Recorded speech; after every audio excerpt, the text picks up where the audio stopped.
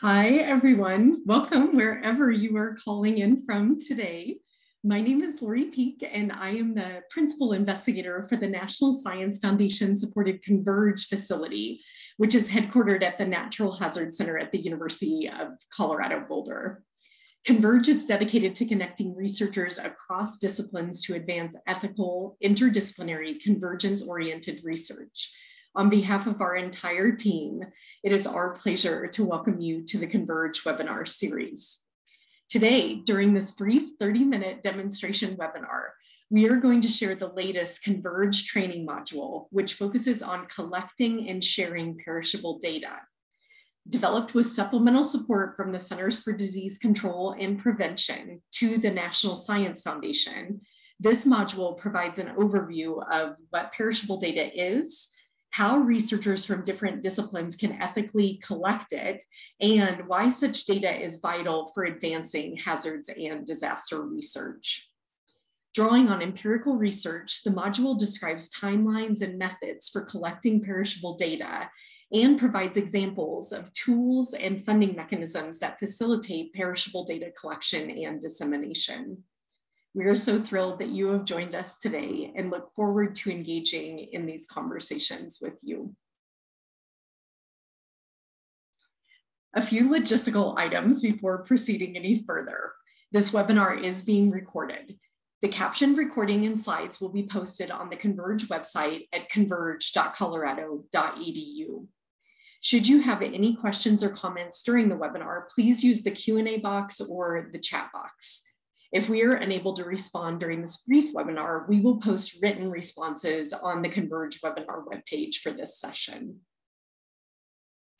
One of the major tasks of the CONVERGE project and one of our major commitments is to accelerate the education and training of a diverse next generation of hazards and disaster researchers and practitioners.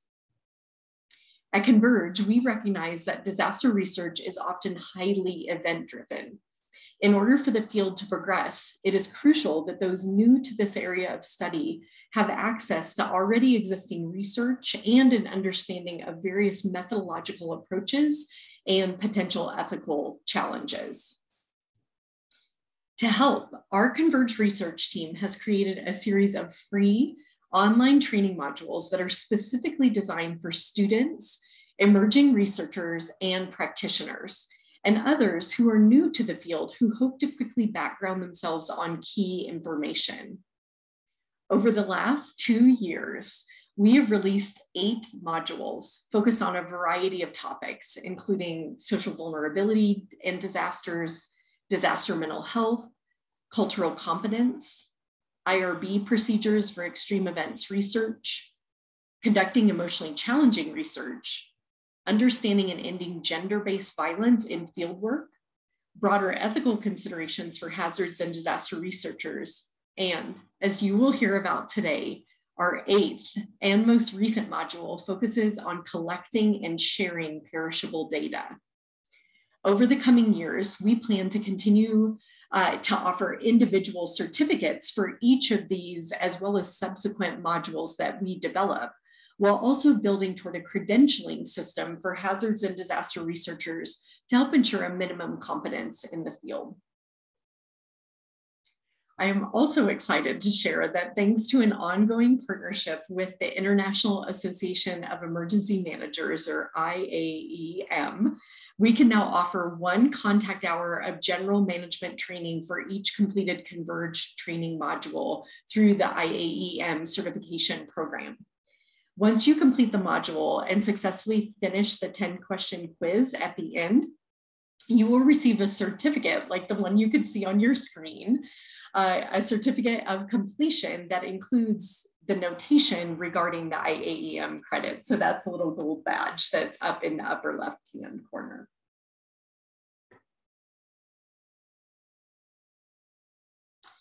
These training modules can also be used as a classroom assignment or competency requirement, These as a classroom assignment or a competency requirement to ensure that students and others who are new to the field have a baseline level of knowledge and skills as they move forward with their efforts.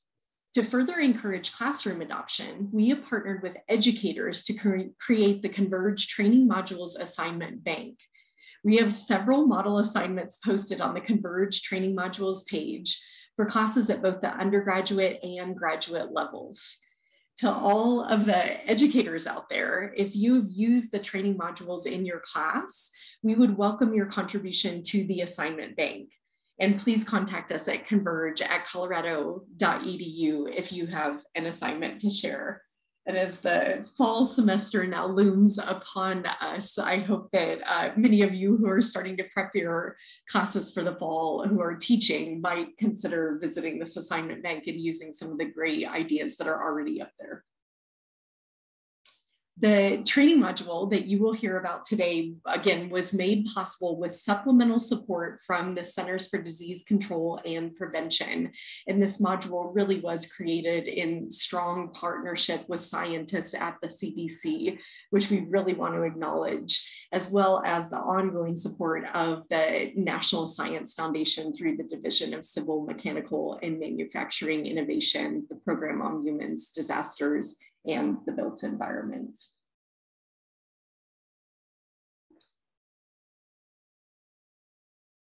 The perishable data training module that you're going to hear about today and you're getting ready to see in a demonstration was co-led by Rachel Adams, who is a research associate at the Natural Hazard Center and with CONVERGE, as well as by Candace Evans, who is a graduate research assistant at the center and with CONVERGE. Rachel and Candace have worked for several months on writing and developing the module. And today, Candace is going to provide an overview as well as an interactive demonstration of the training module. The hope is that after you have seen this module, you might consider using this in your own classroom, research lab, or other professional setting. And given the focus of this module, we also intended for this to be especially helpful to researchers who plan to apply for example, National Science Foundation rapid grants or other quick response research funding awards or opportunities that involve the collection of perishable data. So with that, I'm going to turn the presentation controls over to Candace now so she can begin the overview and then the demonstration of the training module. Candace? Hi, everyone. Thank you so much for that introduction, Lori. As Lori mentioned, my name is Candace Evans, and I'm a graduate research assistant at the Natural Hazard Center and with CONVERGE. Over the past several months, I've been working with Rachel on reviewing the literature and developing a number of the case studies that appear in this module. Today, I'm going to start by providing an overview of the perishable data training module. Let me take a moment to orient you to the structure of the module. The perishable data training module is organized into 3 lessons: background, challenges and opportunities for collecting perishable data, and advancing research, practice, and policy. Within each of these lessons are different topics, which present interactive information that aims to achieve a specific set of learning objectives. By the end of this module, participants should be able to define what perishable data is, explain why researchers have long collected perishable data in disasters, identify methodological approaches used to collect perishable data, describe the ethical challenges and strategies for collecting and sharing perishable data, describe the logistical challenges and strategies for collecting and sharing perishable data, identify long-standing programs that support the collection of perishable data, list 7 rationales for disseminating perishable data, and provide examples of how past research involving the collection and sharing of perishable data has helped to advance research, practice, and policy in the hazards and disaster field. On the right-hand side of the page here, there's a tracking bar where you can monitor your progress as you move through the module lessons and topics. Once you have completed a topic, you can always go back and review at a later time. Within each of the topic pages, information is presented through written text and a number of case studies, which are designed to provide context and present the information through real-life examples. In addition, we also use a number of infographics, tables, and sliders to illustrate content to users and help bring it to life. For instance, within the methods for collecting perishable data topic, we utilize a case study to illustrate how researchers use the Community Assessment for Public Health Emergency Response, or CASPER, methodology to assess public health needs following an earthquake and tsunami.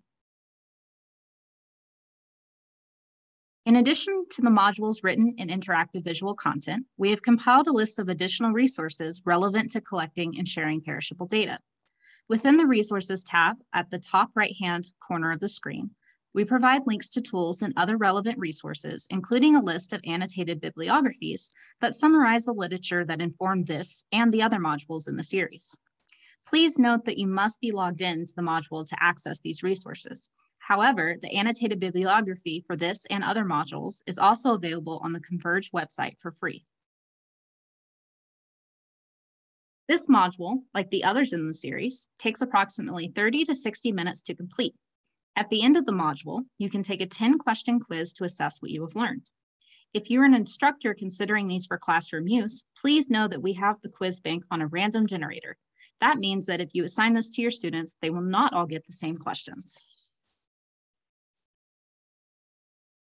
Those users who get at least 8 out of 10 questions correct will receive a certificate of completion with your name and the date. Also, as Lori previously mentioned, these certificates indicate that the user has earned 1 contact hour of general management training credit through the IAEM certification program. You can save this certificate as a PDF and also access it at a later date through logging back into your CONVERGE training module account. I am now going to transition to a live demonstration of the module. While Lori is moving from the slides to the training module site, I want to remind everyone that you can register for the module at converge.colorado.edu/training-modules.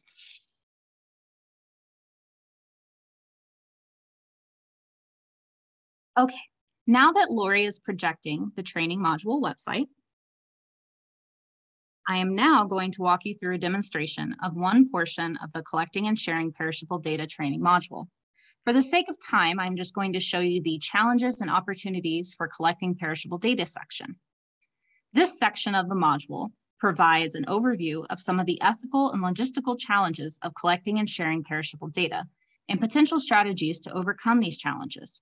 It also highlights some of the long-standing programs that support the collection of perishable data. The first topic in this lesson is ethical considerations for collecting perishable data.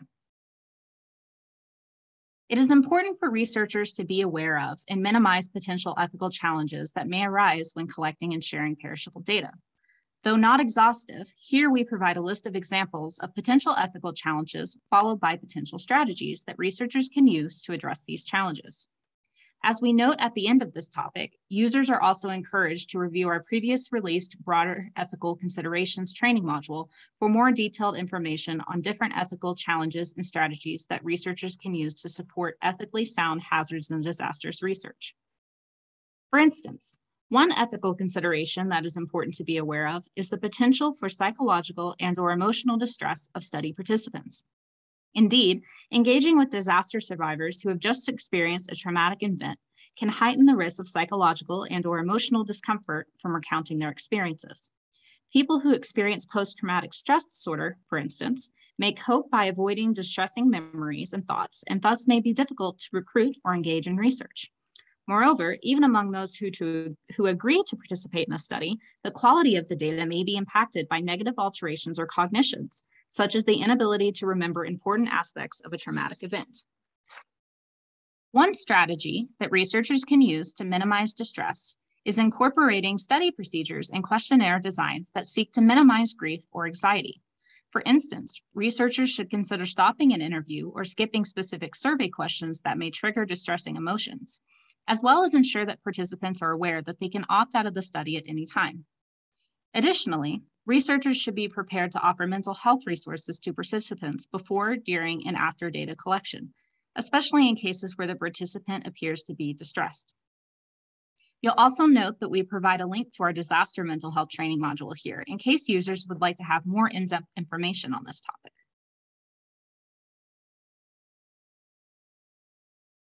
The next topic in this section is logistical considerations for collecting perishable data. The timing of perishable data collection is an important logistical consideration for hazards and disaster researchers. While it has generally been accepted that quick response research should be initiated in the immediate aftermath of a disaster event, there are certain logistical challenges to entering the field immediately following a disaster. The module highlights some of the most prevalent challenges, as well as strategies to address them. For instance, one logistical consideration is securing timely IRB approval. Researchers interested in studying human participants must submit a protocol to their institutional review board, IRB, or other ethics committee before they can begin data collection. Obtaining IRB approval under a short time frame can be challenging, especially if committee members are unfamiliar with the timelines required to collect perishable data. IRB delays may hinder the initiation of the study and ultimately the collection of valuable data before it disappears. One way to increase the timeliness of IRB approval is to use a pre-established human subjects protocol, such as the rapid acquisition of pre- and post-incident disaster data study protocol. This generic disaster protocol is applicable to a wide range of potential disaster scenarios and utilizes standardized methods and instruments that can speed up the time needed to gain IRB approval. At the end of this topic, we highlight here another case example, this time on how researchers have dealt with some of these logistical challenges to collecting perishable data. For instance, when Hurricane Matthew made landfall in October 2016, causing widespread flooding in Lumberton, North Carolina, a team of researchers utilized a pre-approved IRB protocol. Prior to embarking on a longitudinal study of community recovery and resilience, the team quickly gathered information about the event through a search and analysis of news articles, government reports, and other non-primary data sources. This allowed them to build an amendment to an existing core protocol, tailoring it to the event characteristics and the sociocultural context of the affected community. Having the core protocol in place before the disaster event occurred facilitated a rapid turnaround in the IRB process, which ultimately allowed the investigators to enter the field and begin data collection a few days after receiving approval. The last topic in this section is long-standing programs that support the collection of perishable data. The National Science Foundation's grants for rapid response research, or RAPID grants, are awarded to researchers seeking to collect perishable data after a disaster or other event. These grants expedite the review process by only requiring an internal merit review with optional external input, rather than a full externally reviewed project proposal. In response to the COVID-19 pandemic, for instance, the National Science Foundation funded more than 400 rapid awards for researchers across a variety of disciplines.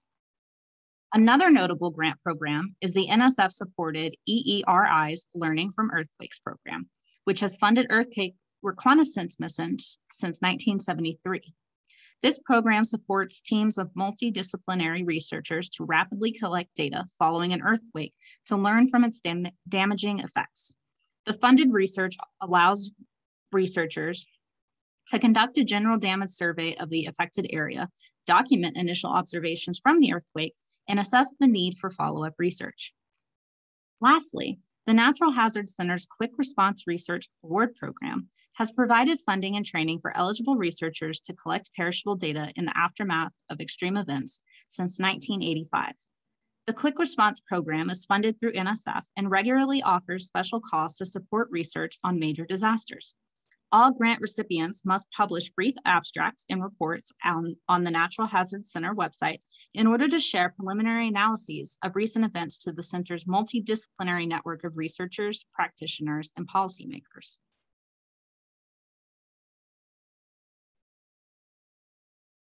At the end of each lesson, there's a brief knowledge check, which is a 2-question quiz to make sure the user is engaged and paying attention. The knowledge check does not count towards the final quiz. For those joining in via your screen, you can see 2 multiple choice questions here. The first question asks, which of the following is a long-standing program that supports the collection of perishable data? You'll see that there are 4 response options: the National Institute of Health's Predoctoral Fellowship, the National Science Foundation's Grants for Rapid Response Research, the Centers for Disease Control and Prevention's Injury Prevention and Control Program, or the Environmental Protection Agency's Office of Land and Emergency Management Funding.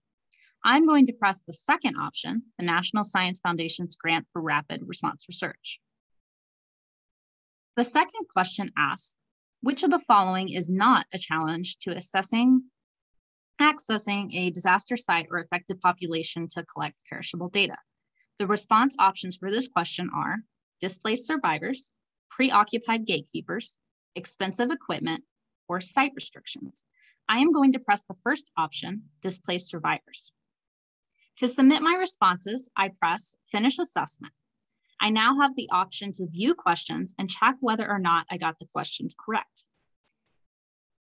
As you can see, I got one of two questions answered correctly, but you can see the questions that you got correct, the questions that you got incorrect, and also retake if you need to. I want to point out one more thing during this demonstration. As I mentioned earlier, the module has a resources tab where additional resources are listed that can support researchers engaged in fieldwork. These resources include tools and other relevant resources that can help researchers collecting and sharing perishable data. Each of these resources is also hyperlinked. For example, if I click the Rapid Equipment link, it will bring me to this tool.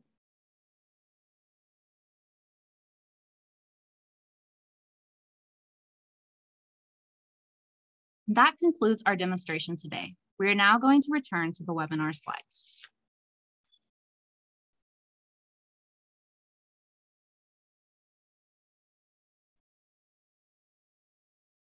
We hope that the demonstration of this module was helpful.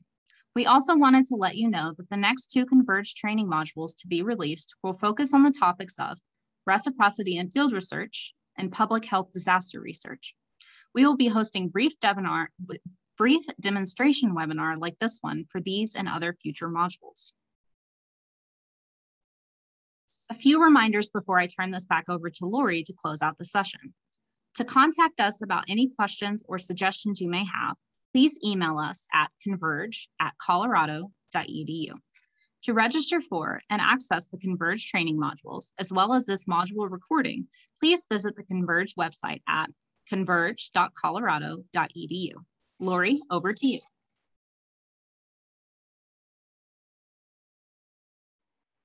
Thank you so much, Candace, for that demonstration. And thank you to you and Rachel, as well as to our collaborators at the Centers for Disease Control and Prevention for all of the work that went into developing this module. And I am so excited for those on the webinar today, as well as for others to take this module. And so before closing out today, I wanted to give our viewers a quick update on the status of the modules. And so to date, as you can see on here, we have had 3,395 people, including students, academics, government officials, private sector professionals, and others who have registered for the training modules. And thus far, of those registrants, 1,192 have actually successfully completed the social vulnerability training module, which was our first module that we rolled out in July of 2019. 733 have completed the disaster mental health module. 541 have completed the cultural competence module. 298 have completed the IRB module. 210 have completed the emotionally challenging research module. 61 have completed the understanding and ending gender-based violence in fieldwork module. And 55 have completed the broader ethical considerations module, which we just rolled out a couple of months ago. We look forward to seeing your name on a completion certificate soon for one of these modules or for the just recently released perishable data module that you heard about today. So again, we just want to underscore that the module that you heard about today and learned about would not have been possible without the support from the National Science Foundation and the Centers for Disease Control and Prevention. And we are so grateful for that support that has allowed us to do this work. We also want to acknowledge the entire team here at the Natural Hazards Center and at CONVERGE. Everyone has contributed to this module in some way. either through reviewing the content, testing the online training module, or otherwise supporting this effort. And our undergraduate and graduate students and other team members were the ones who really took the time to carefully review this module and provide us with detailed feedback at each stage of the process, as well as our partners at the CDC. So we're really grateful for everybody who took time to join the webinar today. We hope that you will sign up for updates on the CONVERGE website, so you'll get a notification with the next couple of modules we're going to be releasing in the coming months, and get notifications of other resources that are coming forward from the CONVERGE facility, and learn about ways to get involved. And so with that, I'm going to stop sharing my screen. We have just about 4 minutes left in the webinar. And so in those remaining minutes, if anyone out there has any questions about anything about the module or anything else, Candace and I would be happy to take your questions now. And you can, again, use either the chat or the Q&A box if you have a question about anything. And we'll give it a minute. I know it takes a minute for people to type.